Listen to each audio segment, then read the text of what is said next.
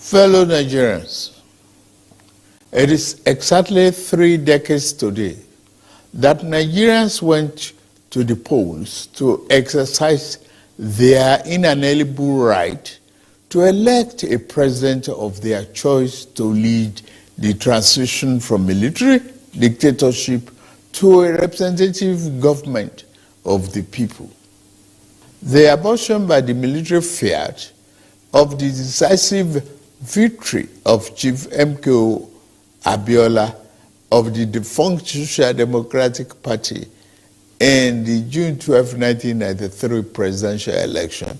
Up to that time, the fairest and the freest election in the country's political evolution turned out, ironically, to be the seed that germinated into the prolonged struggle that gave birth to the democracy we currently enjoyed since 1999. In rising to strongly oppose the arbitrary annulment of the will of the majority of Nigerians, as expressed in that historic election, the substantial number of our people who participated in the struggle to annul the election signified their fierce commitment to enthroning democracy as a form of government that best ennobles the liberty, the dignity of individual, and integrity, as well as the stability of the polity. The fierce opposition to the annulment of June 12, 1993 presidential election and unrelenting pro-democracy onslaught it unleashed was the equivalent of the battle against colonial rule by our founding fathers that resulted in the gaining of Nigerian independence in 1960. Just like the anti-colonial movement, the pro-democracy June 12 vanguard demonstrated once again the enduring validity of the 19th century historian Arnold Toynbee's eternal postulation that civilization and society experience progress as they are forced to respond to challenges posed by the environment.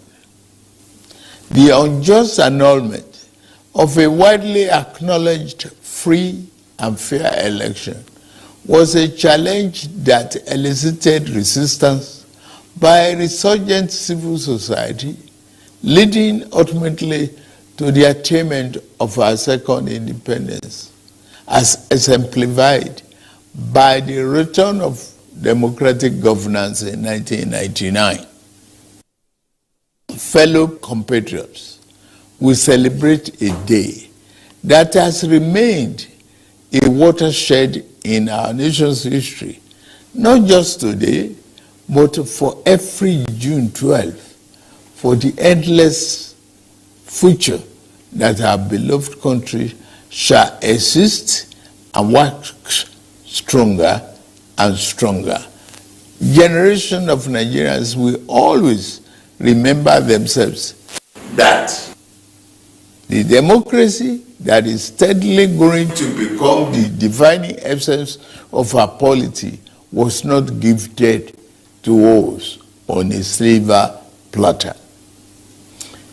We can easily recall the sacrifice and the martyrdom of Chief MKO Abiola, the custodian of the sacred mandate that was so cruelly annulled. He sacrificed his life in unyielding patriotic defense of the ideals of democracy, as symbolized in his choice by his fellow countrymen and women as their duly elected president. There was an easier choice for him. It was to forgo the justice of his cause and opt for the path of ease and capitulation in the face of the tyranny of power. To his eternal credit, and and immortal glory? Abiola said no. He demonstrated the time-tested eternal truth that there are certain ideals and principles that are far more valuable than life itself. Every day on this day, down the ages, we will recall the several heroes of democracy, such as Kudirat Abiola, wife of Chief Abiola, who was brutally murdered while in the trenches fighting on the side of the people. We remember Pat Alfred Rewani, one of the heroes of our independence struggle, and Major General Shehu Musaya Adua, retired, who was silenced by the military junta while in pursuit of democracy.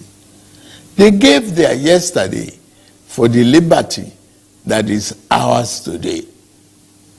The point is that we must never take this democracy for granted.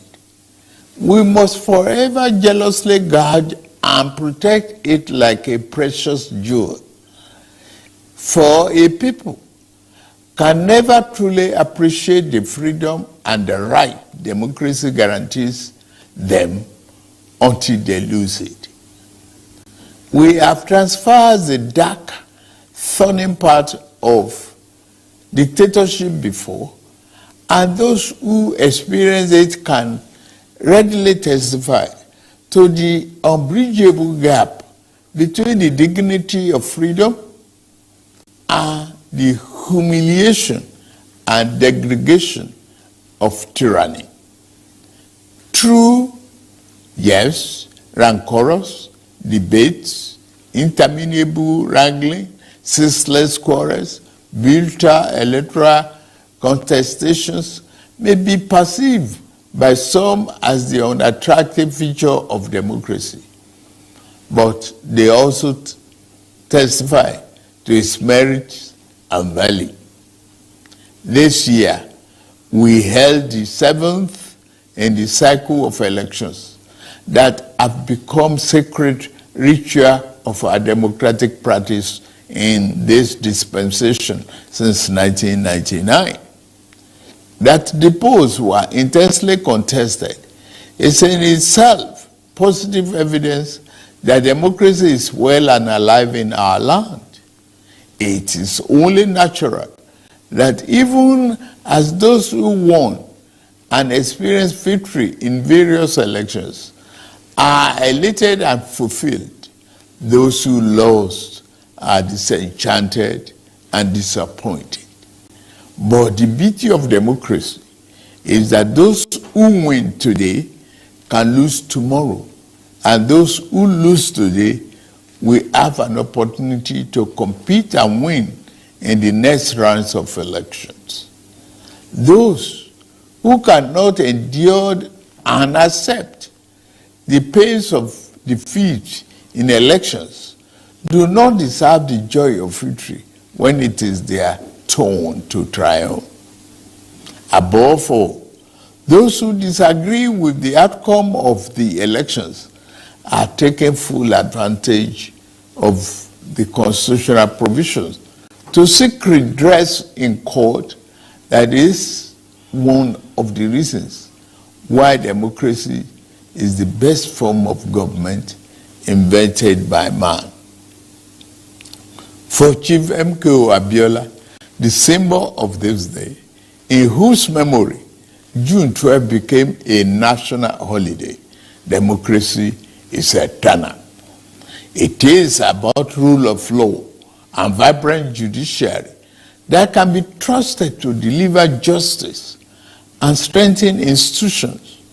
It has become imperative to state here that the unnecessary illegal orders issued to truncate or abridge democracy will no longer be tolerated. The recent harmonization of the retirement age of the judicial officers is meant to strengthen the rule of law, which is a critical pillar of democracy. The reform has just started. The democracy that will yield right dividends to the people who are shareholders means more than just freedom of choice and right to get people into elective offices. It means social and economic justice for our people. To the winner of June 12 democracy offers the best chance to fight and eliminate poverty.